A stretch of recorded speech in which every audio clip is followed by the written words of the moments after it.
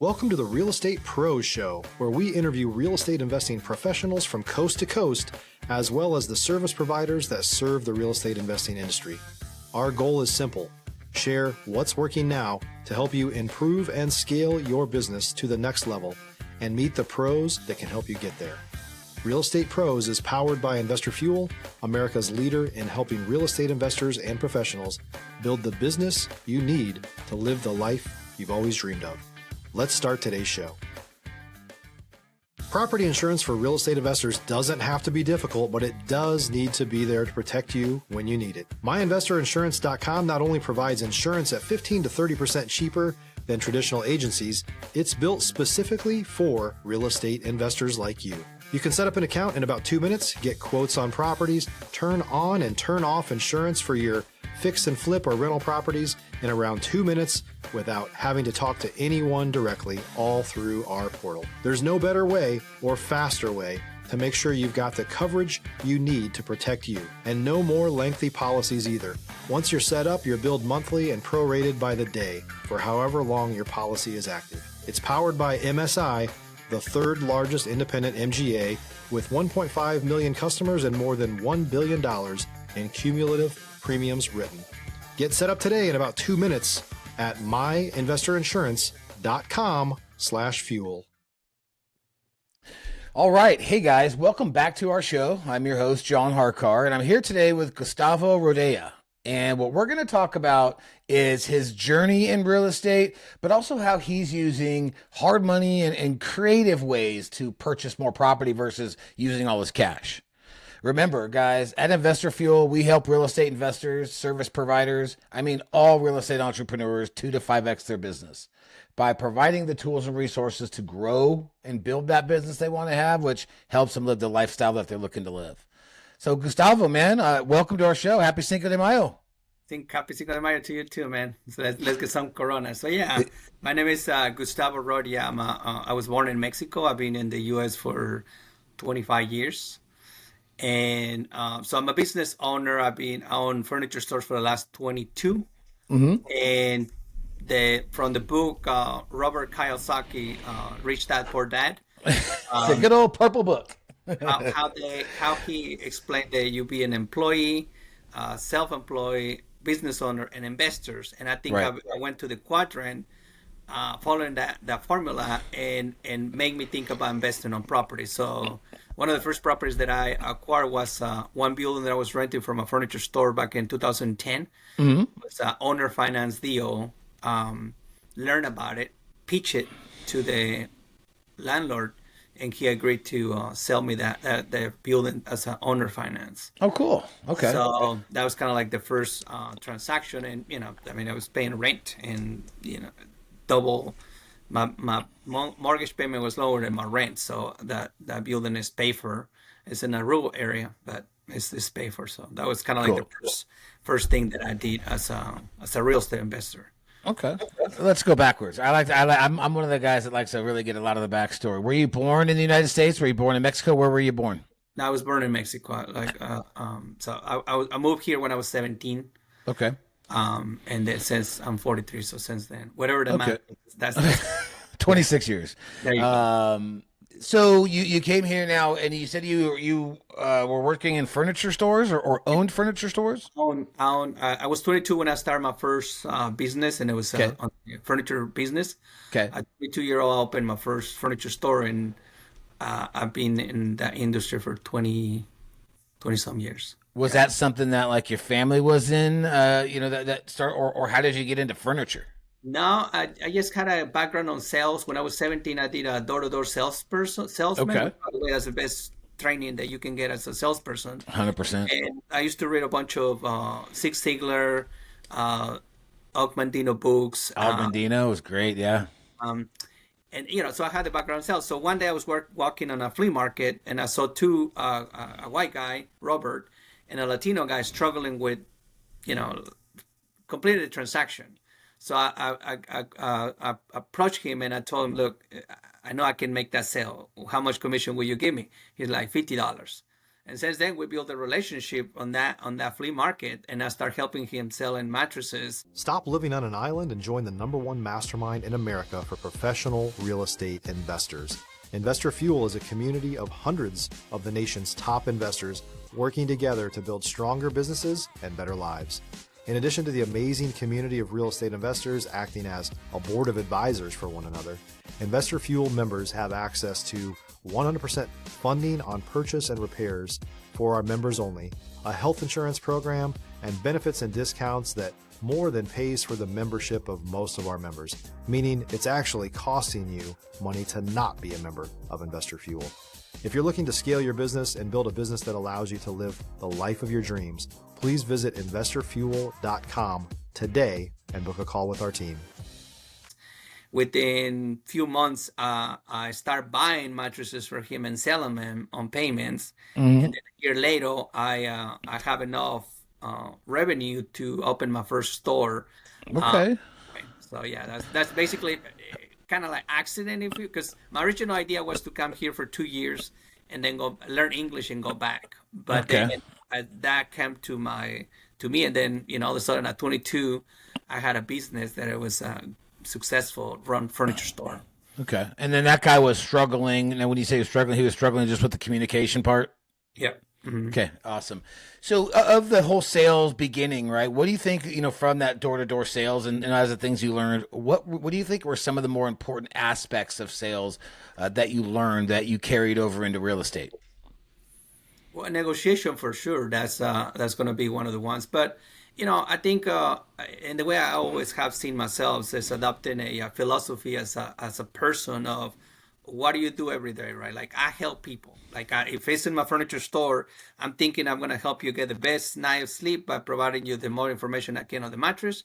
Yeah. And the real estate, as an investor, I have helped people get sticky situations, right? And that's one of the things that it's on both ways. It's in that when you acquire property, when you sell property, I wake up every day to solve someone else's problem and make money in between, right?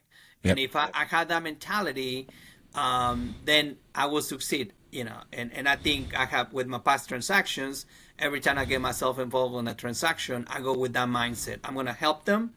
I'm going to help this transaction go through closing, and I'm going to make money out of it. And it has been working that way. But I think it's the philosophy that I started when I was younger of helping, and that came through that Zig Ziglar book.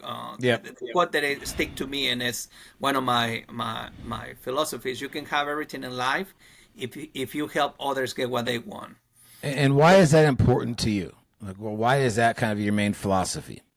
Because when I help someone make money, and for example, my sales people that are in my 3 furniture store right now, right? I teach them, I train them. I train them how to make money. When they make money, I make money. When I help my contractors make money, I make money. So it's like, I'm here to help my friend. How can I love help? it. I love it. So that's kind of like the philosophy, and it really sticks to my career as a business owner and as an investor as well. Have you ever read the book The Go-Giver? No. Okay, yeah. If you ever get a chance, it's called The Go-Giver. And they talk about like the laws of stratospheric success, and one of them is give more in value than you receive, right? So that's kind of the same thing. Help people grow, and you're going to get that back. So you're renting a spot, and you end up seller financing it from the owner. Yeah. Mm-hmm. How did you learn how to do that? Same thing, books. I went to this seminar Zig Ziglar seminar, by the way, and there was this guy talking about real estate, and how seminars are, right? Like you go there, they upsell you. So anyway, I bought out a book, and from this guy, and it was a real estate investor. I forgot his name though, because I just but I remember reading something about the owner finance.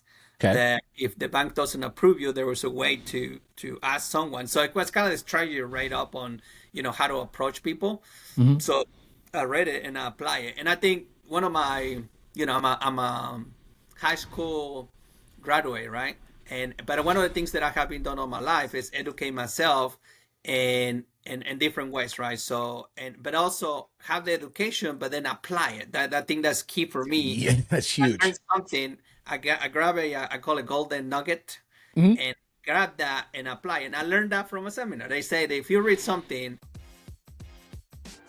If you're looking for consistent, high-quality leads, look no further than Investor Machine. Investor Machine isn't just another agency. It's the most sophisticated, data-driven lead generation company on the planet for real estate investors, and serves the role of being not just a lead generator for your business, but a marketing partner that is helping you achieve your goals along the way.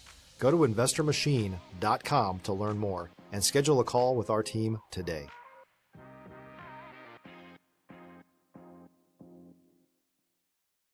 Knowledge is good, and the smartest people, there's a lot of bunch of smart people broke because they don't apply what they learn. And I think even for someone that's watching this podcast, if they can apply one little thing to their everyday life, that can change. But it's the action that matters. And Exactly. I think, right? I learn and apply it, and it works. Well, and that's the problem sometimes. A lot of people, they get that analysis paralysis, right? They keep going, they keep learning and keep learning. Thinking, if I just learn this next thing, then I can really get going. Well, when's the best time to start? Yesterday. Today, yeah. Get going.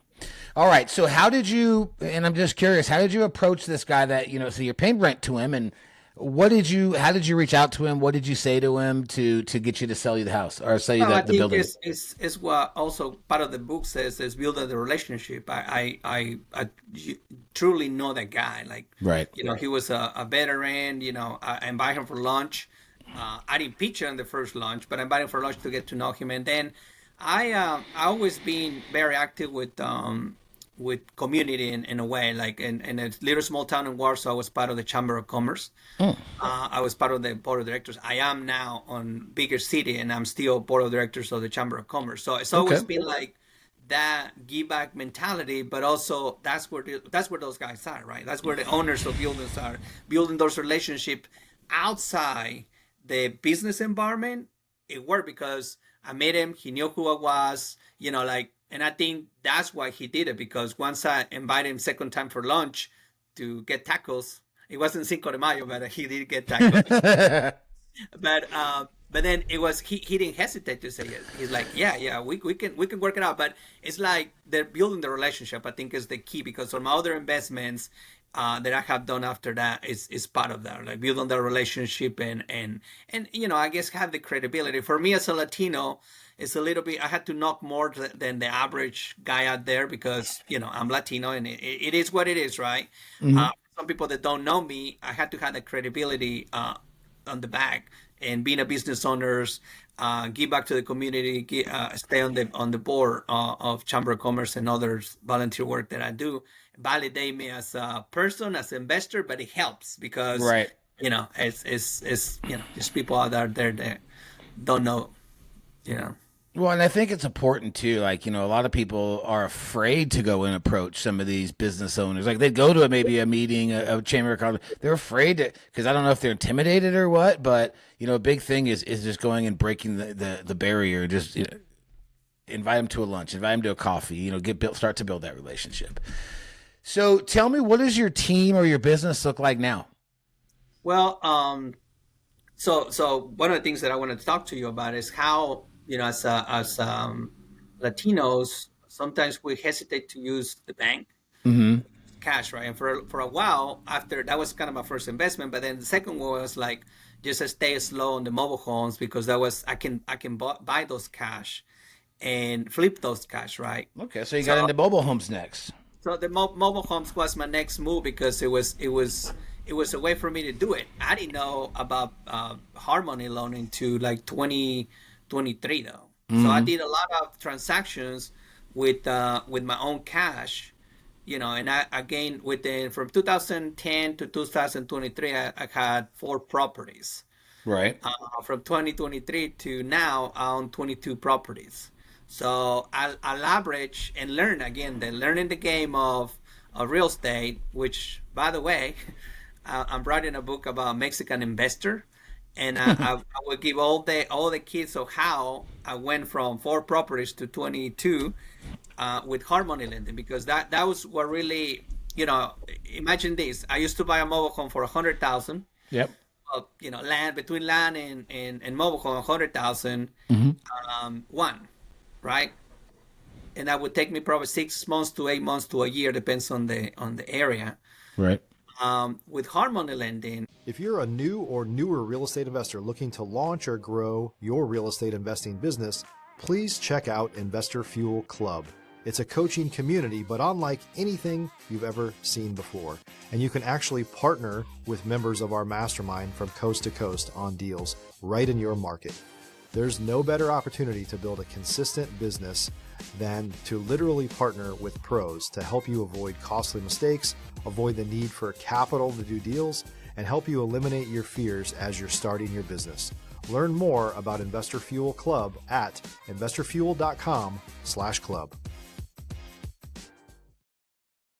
With a 10% down, I was able to flip properties for 300,000, 400,000, 200,000, but I was doing three. And I will, so that was kind of the leverage in credit, cash, and money, right? When able to go to a little bit more and adding more to my portfolio, but also, implementing the on the other way, ask people to owner finance, because you get to situations where, it's a mixed use property, you can't do nothing with it, banks won't like it, has a mobile home, has a commercial building, has this. But then when this, you can preach to these people like, okay, well, let's do owner finance. I give you X amount of money down, balloon in 5 years, and being able to do that. But you sort of have to know, and this comes with, at least my knowledge on real estate came with, become a member of the local NCREA group, local investors, masterminds. That's my learning. It's always been my of learning other people's journeys. So when something like that comes to me, then I can apply what they learned from that journey. And I think that's the biggest one. And when I knew about hard money lending, it just I was like, damn. So I can use this $100,000 that I had already used for investments to really exploit what I had. So it really helped a lot to know how to utilize it. There's some lessons learned in between, but of course, overall, it's just utilizing the OPM. Love that word. Other people's money. People's money. Yep. That's more to learn, and learning on the process to step it up. Now, my goal is to go to commercial, and being able to get to that play on that field. So I'm learning now. Eventually we'll play that. But that's really what a lot of Latinos. I know a lot of Latinos that own a good portfolio, and they pride of, it's all cash. But man, in my mind, I'm thinking like, man, with all that money, how much money you could, let's say have $1 million in houses. Yeah. And I'm like, man, with that million, you could have had 10, Easy. But the fact that they don't know, I didn't know for a long time, it's, so, and I can imagine if I would have known, man, I'm as of now, that's from 2023 to now, it's 2 years, Yep. It would be like. So now, is all your stuff mobile homes? No. I graduated from the mobile home to houses because. Okay, all right, so single family. I was doing it because I can pay for those cash. Got it. Bought the land for 60, paid the trailer, mobile double wide for 20 something, fixed it for about 39. I got about 139, sold it for 245, and within 6 months. But it was just my money. I didn't get no loans at all. Now, Yeah. Same scenario. I'm putting $20,000 down, right, from the bank. My holding cost is another 10. I'm still making the same money with less money invested out of my pocket. Okay. And I can do 3 of those, right? Yeah, no, that makes sense. That makes sense. That's the leverage that I'm getting by utilizing the hard money lending. And are you flipping them and keeping them, or how do you determine which ones you keep? Yeah, flip, hold. I'm normally trying to keep on the city, Wilmington. I try to keep whatever I can in Wilmington as long as it had the 1% rule. Yep. And then the other reason is because the city allows to put a ADU on the back. Oh, okay.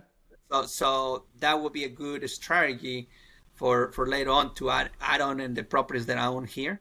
But also, my strategy is if I don't have money invested, in a way that if I refinance and I get all my money back. So if the value of the area is good, I'm going to refinance it, get my money that I invested, and keep it. Right. So if the area is good, that's kind of my strategy that I will, do that. So it depends. Okay. Very cool. What are some of the struggles that you've had in your business, transitioning, going from, mobile homes to single family and just building and growing a business? Well, number one struggles right now is leads. There's not a lot of properties. The Wilmington area where I'm from, it just boom. And I think it took away the middle class. There's no houses for under 200, 300 even. Mm-hmm. Yeah. So then a lot of that, Paul, is approved for the $300,000 and up. There's no houses here. So that's kind of the struggle. But the other one is also getting to know the hard money lenders. I mean, like I said, it does have a way. Well, number one, not knowing exactly how it is. But, sometimes it come up like, okay, well, we're going on the closing table, and then all of a sudden they realize that the property is rural area, for example, and they don't close down. They don't close on the property, or they ask for more down payment. I think hard money lending business on the refinancing side of it, it's been kind of like struggle trying to find a good lender that is consistent. Man, on one point my credit was pulled 19 times, and I only did 4 deals. Jeez. Because they were promised. It's like you met a first girlfriend or boyfriend, and they promise you the moon, the stars. We're gonna do it. We're gonna do this. I just pull your credit, right? And then they pull your credit, and then they be like, "No, we can't do it, man. I'm sorry." I was like, well, "Why you pull my credit?" Like so. Exactly. It's like, yeah. Could you just kind of pretty much tell before? I mean, yeah. Yeah. So now, I mean, live and learn, right? Now, first thing I ask is, do you have to pull my credit? And if you pull my credit, on what part of the process are you pulling it? Because now it's like, no, look, check the address, make sure on your end is clear. Because I don't want to pull my credit, and later on you come back and said, "Oh, it's rural, we can do it." And I say, I want you to tell me that, and then after that, I'll let you pull my credit. So yeah, that's smart, right? And be able to, like, I always see everyone that works with me, no matter who it is, as a team, as a partners, because we're both making money, right? And I think that's one of the things that whether it's contractor, land, investor, realtor, hard money lender, it's a partnership, and then building that partnership is through communication and have a good communication to avoid all these little hickeys, yeah, no, 100%. What's your buy box? So if there's someone in here that someone's on the podcast listening, and maybe they're a wholesaler in your area or whatever, what's your buy box out there? Under 400K residential. Under 400,000. That would be anything that is in the North Carolina, because I'm now expanding to anywhere in North Carolina. So it doesn't have to be Wilmington. It could be anywhere in North Carolina. Anywhere in North Carolina. Under 400,000. I think that's single family, multifamily. Single family, multifamily. I will go to up to 2 million, because that's kind of like the buying box, the money that I can put down payment. Okay. Up to 2 million on the.